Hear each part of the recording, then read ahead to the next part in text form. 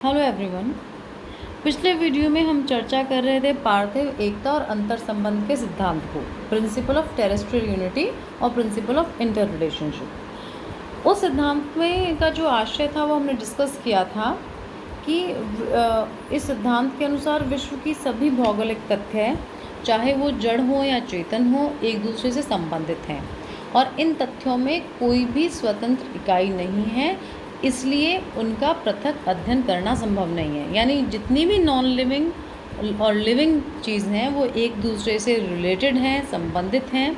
वो एक इंडिपेंडेंट या स्वतंत्र इकाई नहीं है, एक अलग पृथक इकाई नहीं है और इसलिए उनका जो क्योंकि वो एक पृथक इकाई नहीं है, एक दूसरे से संबंधित हैं, इसलिए उनका जो अध्ययन है वो पृथक अलग अलग रूप से या पृथक रूप से करना संभव नहीं होगा। प्रोफेसर जीन ब्रून्स थे, उन्होंने भी इस पार्थिव एकता और अंतर संबंध के सिद्धांत का समर्थन किया। आज हम प्रोफेसर ब्रून्स के अंतर संबंधीय सिद्धांत के विचारों को ही की चर्चा करेंगे और जानेंगे कि उन्होंने अपने विचार किस प्रकार प्रकट किए। देखिए, प्रोफेसर ब्रून्स का कथन है कि भूगोल के विभिन्न तथ्यों का अध्ययन अलग अलग नहीं किया जाना चाहिए, क्योंकि ये सब वास्तव में एक दूसरे से अलग नहीं हैं, बल्कि पारस्परिक संबंध से जुड़े हैं और इनका अध्ययन भी सम्मिलित रूप से किया जाना चाहिए। प्रत्येक भौगोलिक तथ्यों का संपूर्ण अध्ययन अंतर संबंध को दृष्टिगत रखते हुए किया जाना चाहिए, क्योंकि किसी एक लक्ष्य के व्यक्तिगत अध्ययन से मानव भूगोल का सही मूल्यांकन संभव नहीं होगा।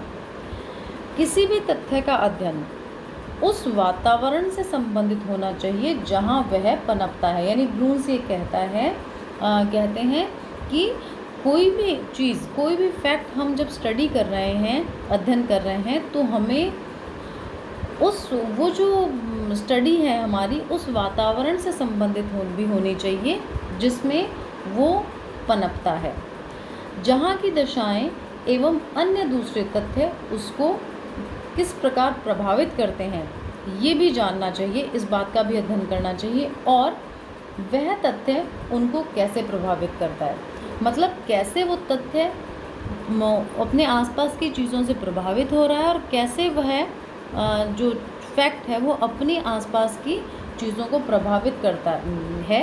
इन सब का अध्ययन किया जाना चाहिए। पारस्परिक अंतर संबंध का सिद्धांत अब प्रायः सभी विज्ञानों के अध्ययन में व्यवहार में लाया जाने लगा है। एग्जाम्पल देखिए, किसी वनस्पति या प्राणी का अध्ययन तब तक अपूर्ण ही रहता है जब तक कि उसकी उत्पत्ति और विकास का प्रभाव डालने वाली परिस्थितियों का ज्ञान प्राप्त नहीं किया जाए। जैसे एग्जाम्पल, किसी विशेष प्राकृतिक प्रदेश की वनस्पति कुछ विशेष लक्षणों वाली होती है। हमें पता है जहाँ जहाँ अलग क्लाइमेटिक कंडीशंस होंगी, लैंडफॉर्म्स होंगे, वो सब प्राकृतिक वनस्पति को प्रभावित करेंगे और प्राकृतिक वनस्पति अपने क्षेत्रीय विभिन्नता के आधार पर अलग अलग रूप में हमें देखने को मिलेगी, उसके लक्षण भी अलग मिलेंगे। उसी के अनुसार इस वनस्पतियों को हम विशिष्ट श्रेणी में रखा जाता है।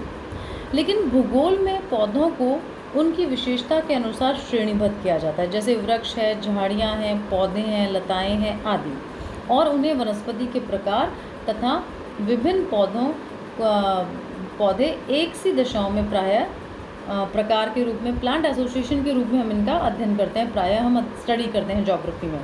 ये सभी अपने प्राकृतिक वातावरण से संबंधित होते हैं। विभिन्न पौधे एक सी दशाओं में प्रायः समानता लिए होते हैं और उनमें कुछ संबंध भी मिलता है। यहाँ विशेष प्रकार की वनस्पति मिलती है, उसी के नाम पर उसे पुकारा जाता है। अब देखिए, पशु जगत की बात करें हम तो पशु जगत में भी मिट्टी और वनस्पति और जलवायु के बीच अंतर संबंध पाया जाता है। मिट्टी का प्रकार, उसके उपयोग, कृषि का प्रकार और आर्थिक संगठन से पशु संबंधित होते हैं और इन्हीं चीज़ों के आधार पर मानव का अध्ययन भी किया जाता है।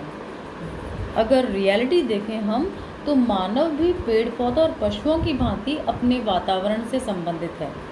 मानव और पशुओं को जल की आवश्यकता होती है और इसीलिए आरंभ से यानी स्टार्टिंग से नदियों के किनारे या जल स्रोत के निकट वह रहने लगता है, अथवा सीमाओं पर ऐसे स्थान पर निवास स्थान बनाता है जहाँ दो प्रकार के लोगों के मिलने से उसका व्यापार हो सके, उसका ट्रेड चल सके। अब किसी प्रदेश की स्थिति, भौतिक स्वरूप, संरचना या जलवायु किसी जाति अथवा सामाजिक संगठन के ऐतिहासिक विकास को व्यक्त करती है।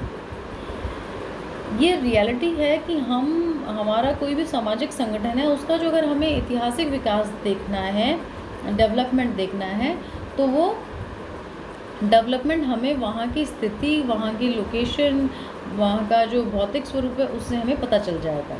इंग्लैंड और जापान के बारे में ये बात विशेष रूप से लागू होती है। अन्य देशों जैसे तिब्बत हुआ, पुर्तगाल हुआ, भारत का हम अध्ययन करें, इन सब का आधार पर भी हम इस चीज़ को प्रूव कर सकते हैं। सच्चाई तो यह है कि छोटी से छोटी भौगोलिक इकाई का अध्ययन भी समष्टि रूप से ही किया जाना चाहिए। व्यक्तिगत तथ्यों का अध्ययन उद्देश्य को पूरा नहीं करता है। पृथ्वी जो है वो का वैसे कोई कठोर विभाजन नहीं हो पाया है, पर दो तथ्यों के बीच में विभाजन हो सकता है, लेकिन उनके बीच कोई अभेद दीवार नहीं हो सकती। पर्वत का एक नदी या नगर दिखने में वह एक विशाल स्वतंत्र इकाई है। जैसे हम देखते हैं पर्वत हुआ, कोई नदी हुई तो या कोई बड़ी सिटी हुई, तो वैसे हम देखें तो ये दोनों सब एक अपनी इकाइयाँ होती हैं, लेकिन इनमें से रियलिटी ये है कोई भी इंडिपेंडेंट नहीं है। ये सब उस मिट्टी जिस पर वे बने हैं, उस जलवायु जिसका वे लाभ उठाते हैं और उस वातावरण से जिस पर वे आधारित हैं, संबंधित हैं। इसी प्रकार वायु विज्ञान में भी विभिन्न तत्व जैसे व्यापारिक और मानसूनी पवनें हैं, चक्रवात हैं आदि, ये पृथ्वी के विभिन्न मार्गों के बीच पारस्परिक संबंध को व्यक्त करते हैं। अब ये सब डिस्कशन होता है, तो हम इन सब डिस्कशन के आधार पर ब्रून्स ने पार्थिव एकता के सिद्धांत तक पहुंचते हुए कहा कि विभिन्न शक्तियां एक दूसरे को निश्चित दिशाओं में ही प्रभावित नहीं करती हैं और न ही कुछ विशेष दिशाओं में एक दूसरे के प्रति प्राकृतिक रूप से क्रिया प्रतिक्रिया होती है। वास्तव में प्रत्येक शक्ति अन्य शक्तियों से उनके द्वारा उत्पन्न दशाओं की अगणित अंतर क्रियाओं के कारण घनिष्ठ रूप से बंधी है। अब प्रोफेसर ब्रून्स ने क्लाड बर्नार्ड की धारणा को मान्यता प्रदान करते हुए कहा कि पार्थिव यंत्र यानी टेरेस्ट्रियल मशीन के विभिन्न तथ्यों के मध्य एक जैविक या सामाजिक एकता यानी ऑर्गेनिक और सोशल सॉलिडारिटी मिलती है। उपरोक्त वर्णित सभी उदाहरणों में एक विशेष या स्थानीय एकता के दर्शन होते हैं, लेकिन हम अब एक सामान्य और सार्वभौमिक एकता के संबंध में कह रहे हैं और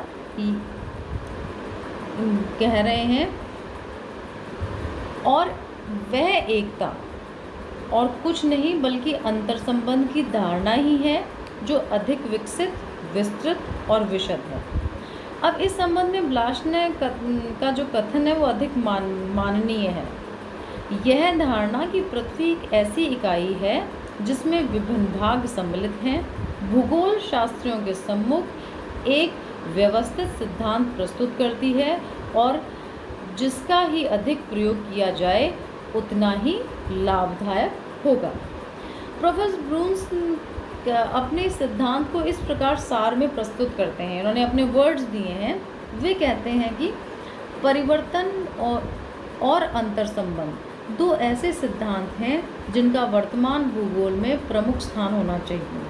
प्रकृति की सारी शक्तियाँ अपने परिणाम में, अपने संबंध में और इन संबंधों के परिणाम में एक दूसरे से संबंधित हैं।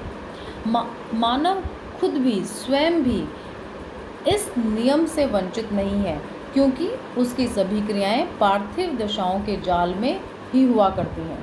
किंतु यद्यपि मानव कार्यकलाप इस प्रकार एक व्यापक संपूर्ण का अंग है, जो इसका यह तात्पर्य नहीं है कि उसका निर्माण भाग्य करता है।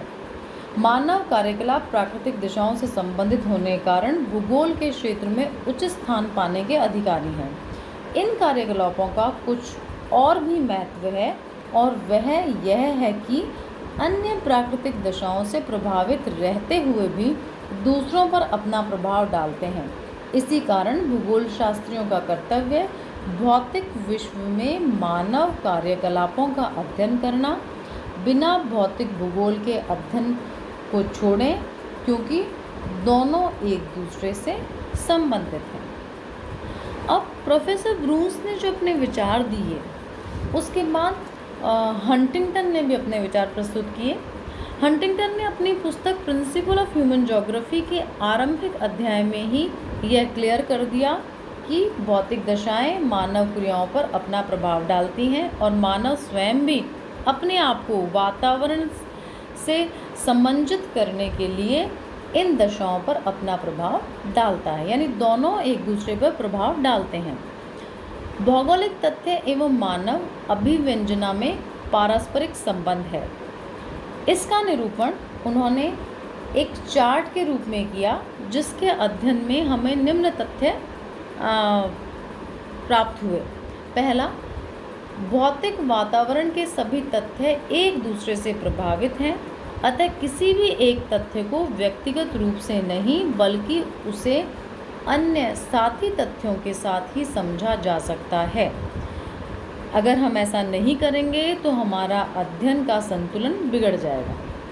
दूसरा जो चीज़ सामने आई वो था भौतिक वातावरण सीधे रूप में मानव के क्रियाकलापों को प्रभावित करता है और अप्रत्यक्ष रूप से यह पशु और मानव दोनों को भी प्रभावित करता है। पशु और वनस्पति का प्रभाव मानव पर पड़ता है, लेकिन वे दोनों तथ्य स्वयं प्रकृति पर निर्भर रहते हैं। तीसरी बात, मानव निष्क्रिय न होकर क्रियाशील प्राणी है जो अपने क्रियाकलापों द्वारा भौतिक वातावरण, पशु एवं वनस्पति पर विजय प्राप्त करता है। और चौथी चीज़ है, प्रकृति और मानव एक दूसरे से गतिज संतुलन में बंधे हैं। हमारे यहाँ पे एक समाजशास्त्री हुए हैं इंडिया में, डॉक्टर मुखर्जी। डॉक्टर मुखर्जी ने भी इस बात को स्वीकार किया कि मानव और वातावरण दोनों मिलकर ही संतुलन स्थापित करते हैं। इस विचार को डॉक्टर मुखर्जी ने अपने शब्दों में व्यक्त करते हुए कहा कि मानव समुदाय प्रकृति के साथ एक स्थायी संतुलन से बंधा है। वह न केवल तापमान, आर्द्रता, सूर्य प्रकाश, ऊंचाई इत्यादि से एक संतुलन में बंधा है, बल्कि वह इनके अपरोक्ष प्रभावों से भी बंधा है।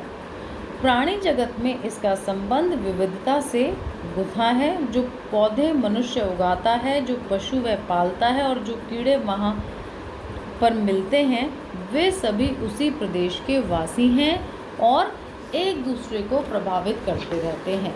इसलिए हमारे भूगोल में किसी भी एक फैक्ट का, किसी भी एक चीज़ का अध्ययन पृथक रूप से न करके एक सम्मिलित इकाई के रूप में किया जाना चाहिए। यदि हम ऐसा करेंगे तभी हम भूगोल के तथ्यों को अच्छी तरह से समझ पाएंगे और अच्छी तरह से पढ़ पाएंगे।